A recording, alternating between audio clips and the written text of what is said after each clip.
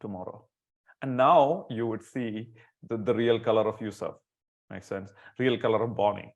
So that's how, or they want to manipulate you. So they'll come to you with like complicated problems. Like, oh, madam, I have this thing. Boss, we have this major thing that we need to deal with. And they talk really fast. I don't know whether you remember.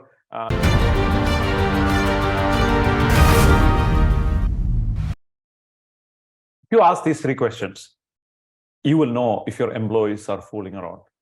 If you have a company, if you're a business owner, if you want to build a business to the next level, and if you want to manage employees, if you're managing employees, if you have a lot of employees that you're managing, any of those cases, you need to listen and watch this video till end.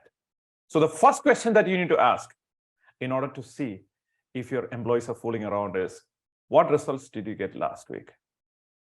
And if they're like, I was Thursday, Friday, Wednesday, gone.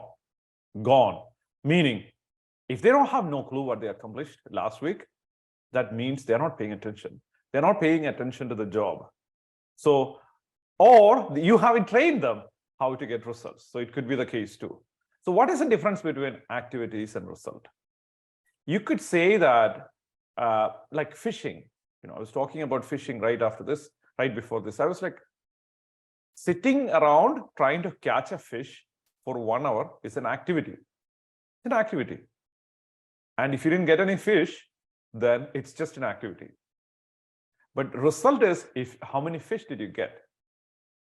Okay. I know this is an abstract idea when in terms of fishing, as in you might have fun with your friends, family, blah, blah, blah. But the point is when it comes to business, that's the only thing that counts.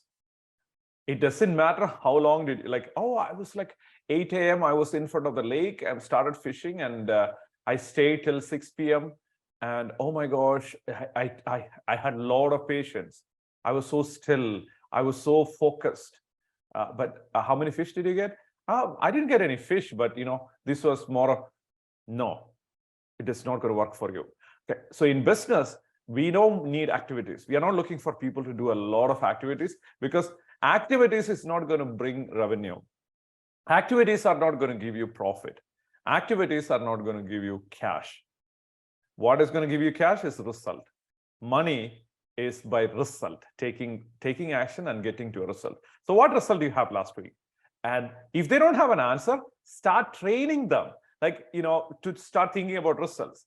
Next week, I'll be asking you the same question. It's kind of an exam that you know the question already.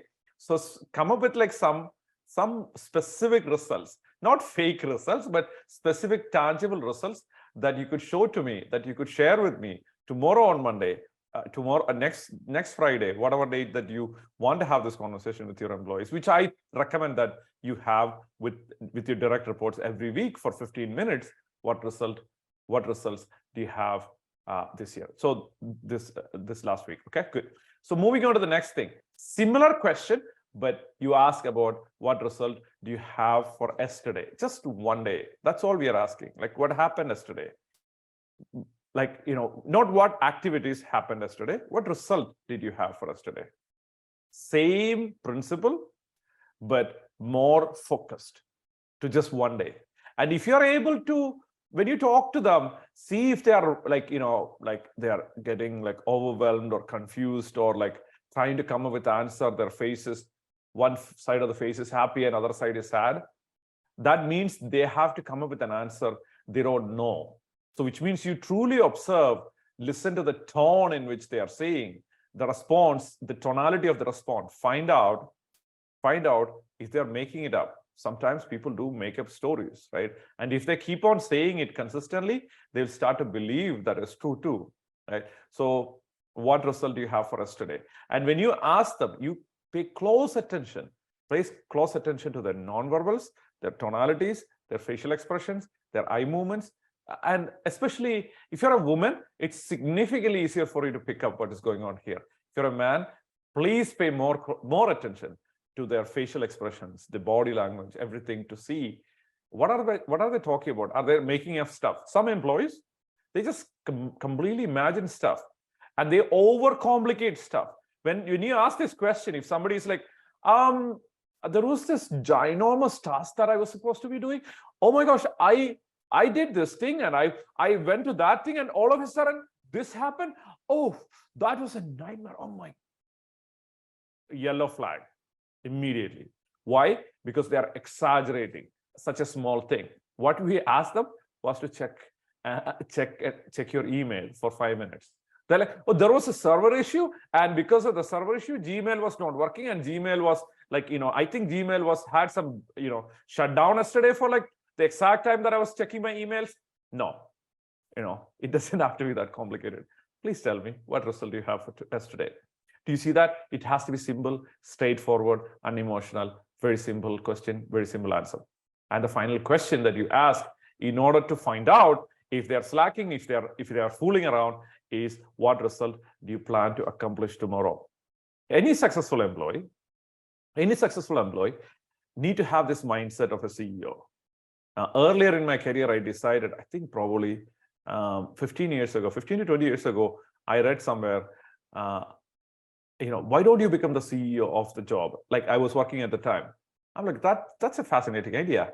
And what does that mean to be CEO of a job? If you're CEO of a job, you have marketing department, you have sales department, you have innovation, you have research and development, you have engineering, you have IT.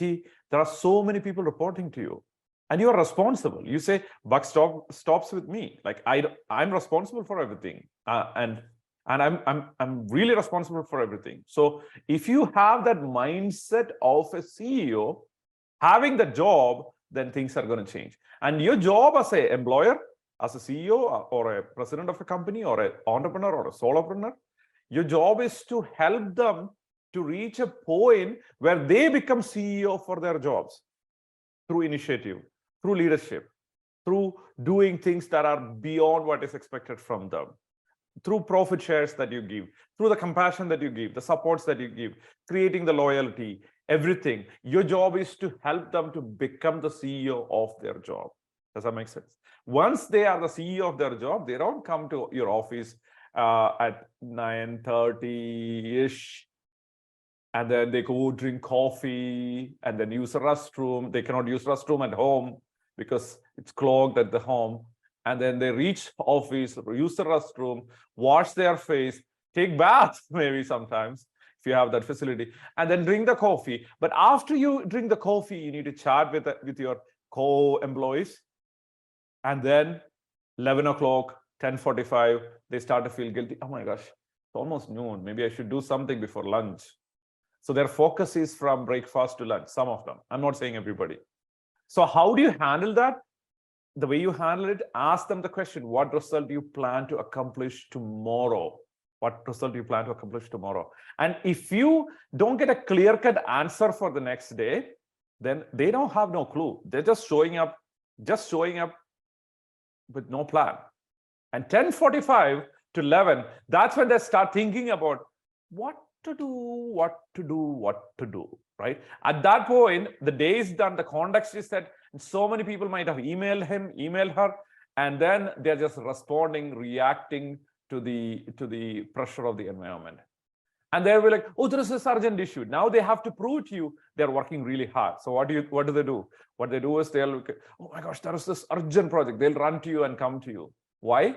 Because they feel either guilty or shame about not producing. So they will, or they want to manipulate you. So they'll come to you with like complicated problems.